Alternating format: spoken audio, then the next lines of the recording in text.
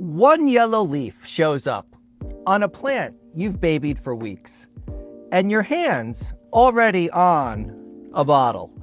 Here's the thing though, that leaf never told you it's hungry. You heard an order, and all it gave you really was an address. Stop feeding the symptom.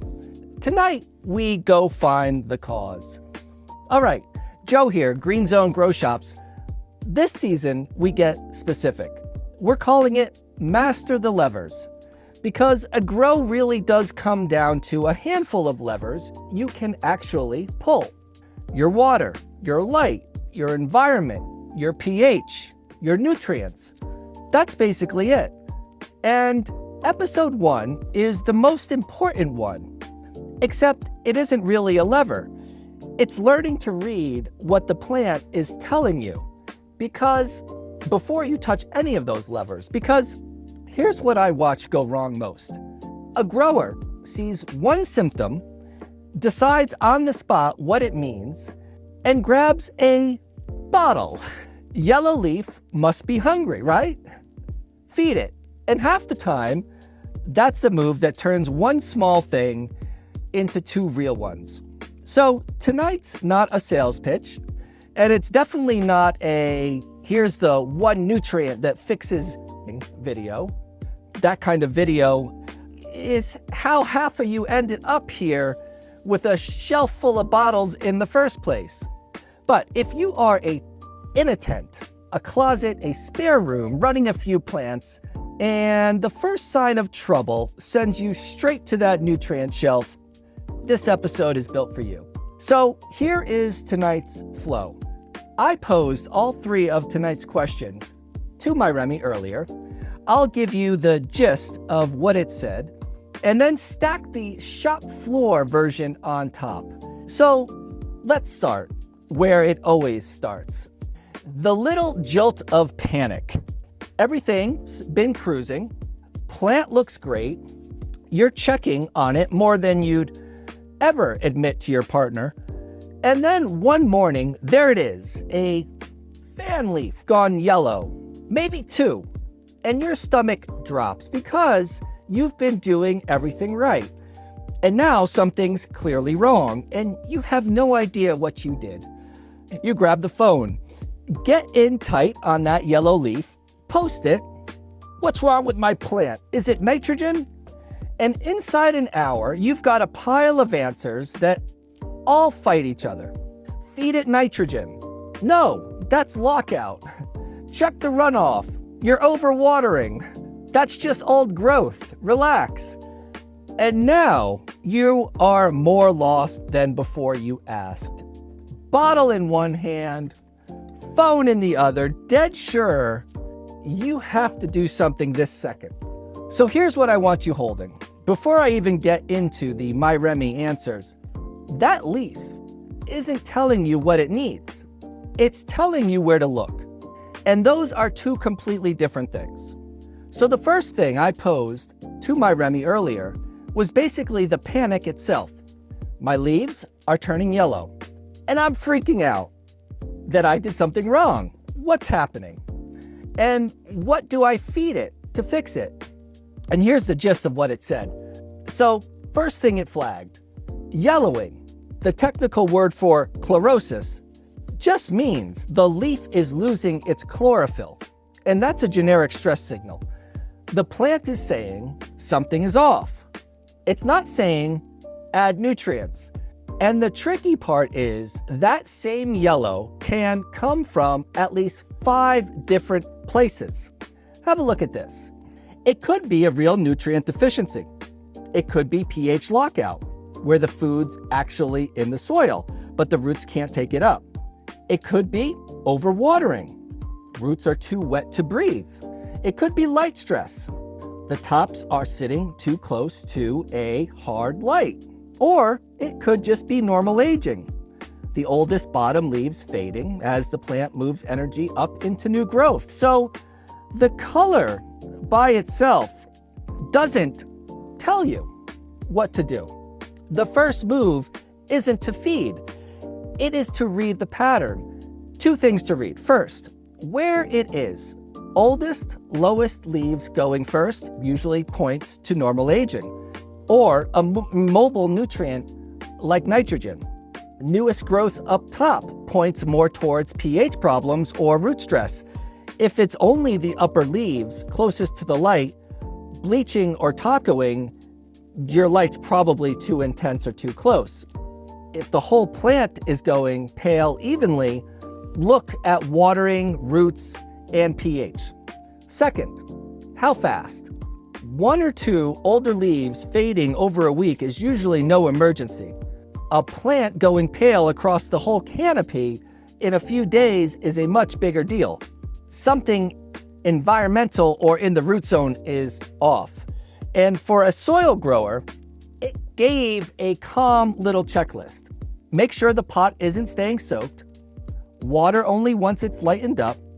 Keep the water going in around 6.2 to 6.8 pH. Check your light distance and then decide whether feeding even makes more sense.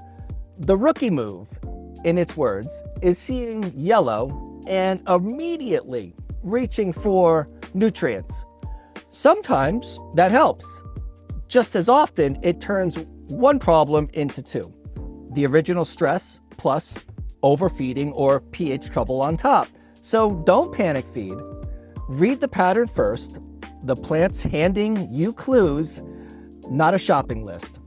Here's what I really want you to take from this. Your alarm going off is fine. It's the story you tell yourself. In the next 3 seconds, that gets you in trouble. A yellow leaf is a genuine signal that something is off. It's not a note that says add nitrogen. Those are different messages. And the plant only ever sends the first one. What it will not do is name the cause for you, because the same yellow can come from 5 completely different places. And I watch this at the counter constantly. A grower reads the color, skips straight to a diagnosis, and treats a guess like it's a fact. That's the whole trap. So the move isn't to answer the leaf, it's to let the leaf point you somewhere, and then actually go look, which brings us right to the thing everybody does next. The part where they try to fix it before they've figured out what it even is. All right, so the leaf is yellowing and you want it fixed today, not next week, because you can see the problem and doing nothing feels irresponsible. And this is exactly where it gets people. You decide it's hungry and you feed it, but the nutrient strength, you bump the nutrient strength, throw in some CalMag to chase the color, maybe a booster on top for good measure. A few of you go the other way and you flush it instead. Same instinct, different coat, but let's stay on the bottle because that's the one nearly everybody grabs first. And it feels like the responsible play, right? You saw a problem, you acted, and you gave your plant what it asked for, except it never asked. You decided what it was asking on no evidence, and then poured money on that guess. And if you guessed wrong, if that plant was actually locked out or drowning or just aging, you didn't fix one problem. You started a second one. And here's the kicker. The fix that feels the most careful is usually the one that costs you twice. So the next thing I put to MyRemy was the fix itself. I see a yellow leaf, so I want to fix it fast. I'm about to bump nutrients and add some CalMag. Is that the smart move, or am I about to make it worse? And here's basically what came back. Short version. It basically said, pump the brakes. Reaching for stronger nutrients or tossing in CalMag just in case is not the right first response to yellowing, because yellow is a symptom, not a diagnosis. The plant might be short on a nutrient, or it might not be able to use the nutrients already in there because the root zone's too wet, the pH is off, or salt has built up. And here's the real risk it's spelled out. If the actual cause is pH lockout or overwatering, adding more nutrients doesn't fix a thing. It just raises the salt level, the EC around the roots. That buys you burnt tips, slower drinking, even deeper lockout. Now you've got the original problem, plus a brand new salt stress problem. So the first move again is the free checks. Read the pattern, then check the environment. Most indoor grows want roughly 82 degrees with the lights on, humidity somewhere around 55 to 65% in veg, 45 to 55 in flower. A cold, wet, stagnant room can make a plant look hungry when the roots are really just sluggish. Then watering. In soil, don't water again just because the top looks dry. Let the pot get noticeably lighter, then water thoroughly, because constantly wet soil chokes the oxygen out of the roots, and roots need oxygen to take up water. Then pH. Soil about 6.2 to 6.8 going in, coco closer to 5.8 to 6.2. If your pH is outside that, the nutrients can be right there and still unavailable. That's lockout.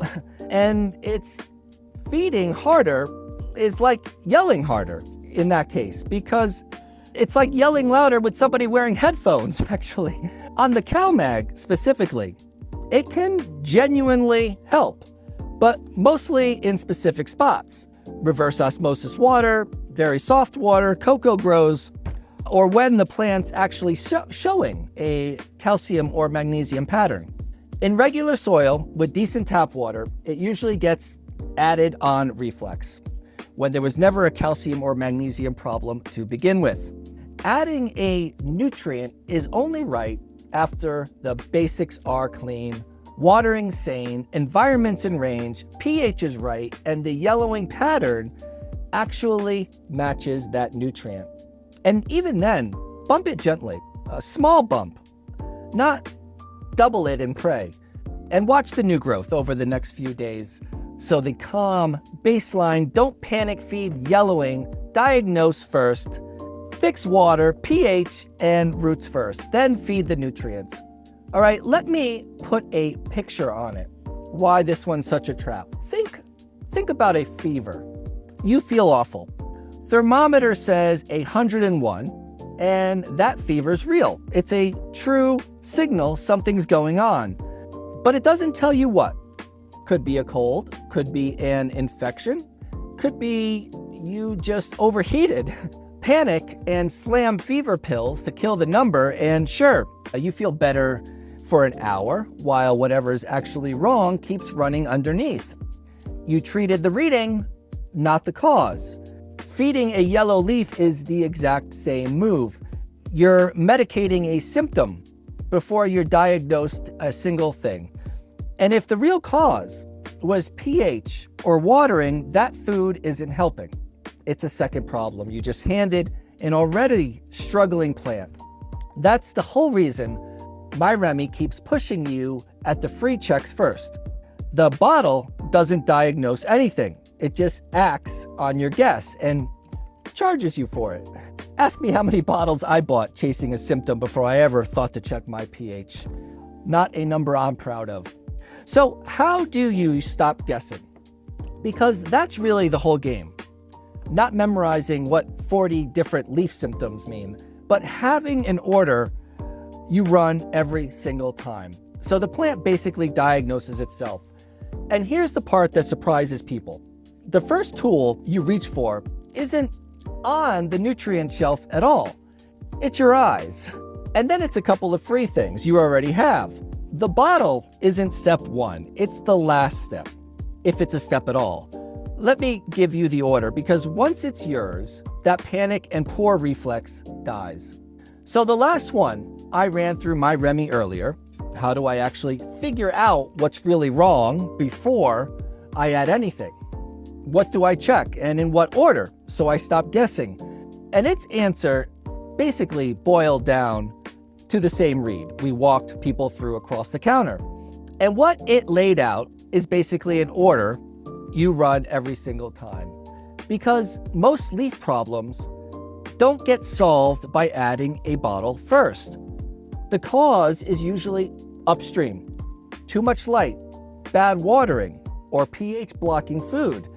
Food's already in the pot. So cheapest and safest, read the plant, check the free stuff, then water, then pH, and only after all that do you talk nutrients.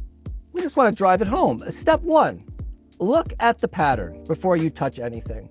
Where's the damage? Older leaves? Old lower leaves point to mobile nutrients like nitrogen or magnesium.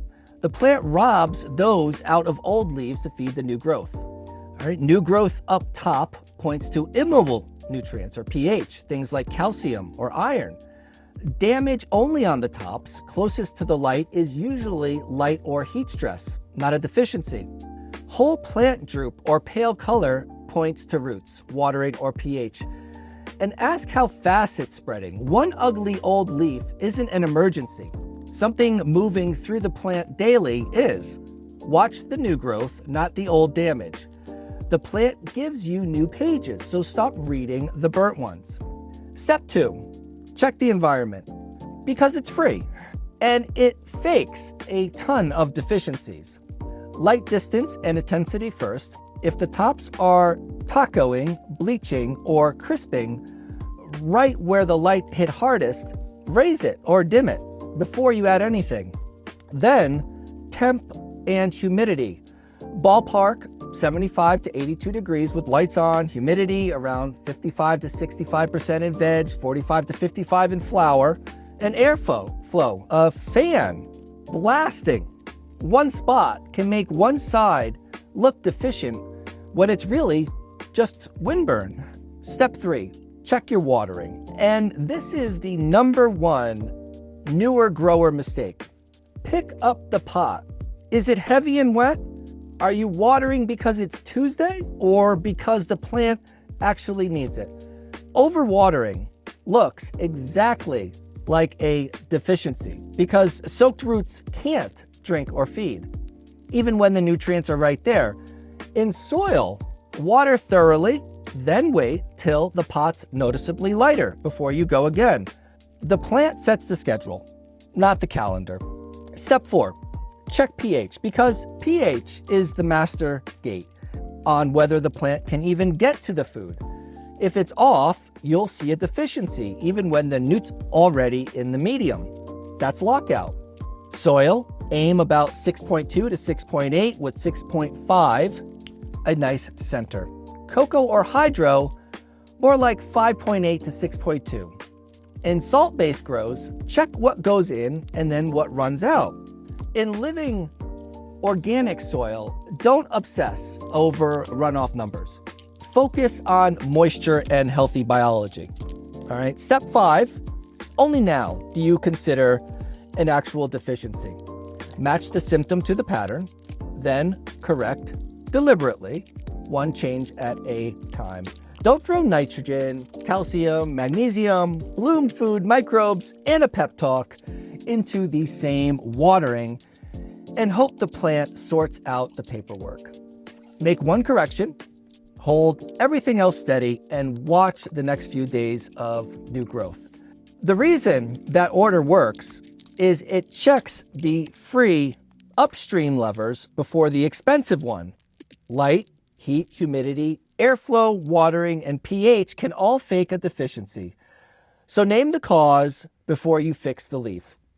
Look first, environment second, watering third, pH fourth, nutrients last. Here's the everyday version of that order, and it's why the whole thing works. Picture a water stain on your ceiling. The stain shows up in the living room, but the leak is never in the living room. It's a pipe upstairs or the roof somewhere up and over from where the mark shows. Nobody with any sense paints over the stain and calls it fixed. You follow it back up to where the water's actually coming from. A symptom on a leaf is that stain. It shows you where to start looking, not what to pour on it. And notice the order a good plumber runs. Cheapest, easiest, most likely first. Is a window left open? Did the tub overflow? before anybody cuts a hole in the drywall. That's your grow. Look at the pattern, check the free stuff. Your light, your room, how you're watering, then your pH, and only way down at the bottom, once the cheap stuff's clean, do you reach for a bottle. Okay, stop chasing leaves, follow the stain up to the pipe. The plant's been telling you where to look the whole time. You just have to stop answering the wrong question. So let me bring this all the way back around. That one yellow leaf that had your hand on a bottle at the top of the show. It was never in order. It was an address. It was the plant telling you where to look. And you almost heard, feed me, and poured. That's the flip I want you walking away with tonight. A symptom tells you where to look, not what to pour. Same yellow leaf, 5 different causes. And the leaf will never tell you which one, but the pattern will, and the free levers will, if you check them in order. Before you spend a dime, the bottle is the last lever you reach for, not the first. And honestly, that's the whole season right there. You've got a handful of levers. Your plant will always tell you which one to go check. It will never once tell you which bottle to grab. Learn to hear the difference and the guessing's over. And if that's how you want to run the whole grow, reading the plant, pulling one lever at a time instead of pouring bottles at a guess, we wrote it all down. It's called the Stability Playbook, the exact order we read a plant across the counter, the mistakes we see every week, and the calm fix for each one. It's free, and if you're catching this on a replay, I want to hear it. What's a symptom you completely misread? Swore it was hungry, fed it, made it worse, and what did it actually turn out to be? Drop it in the comments. Somebody's standing in front of a yellow leaf right now with a bottle in their hand, and your story might be the thing that makes them go check their pH instead. And if you've got a symptom you can't crack, something yellowing, spotting, curling, and you're not sure what it's pointing at, drop it below. We pull grow problems straight out of these comments and break them down on future shows. This is the whole reason we built Green Zone the way we did. Education first, no pressure, straight answers. Half the folks who walk in here, sure, they need 3 new bottles, walk out having decided to just check their runoff and leave the shelf alone. That's a win in our book. And MyRemy is always right there on our website, free.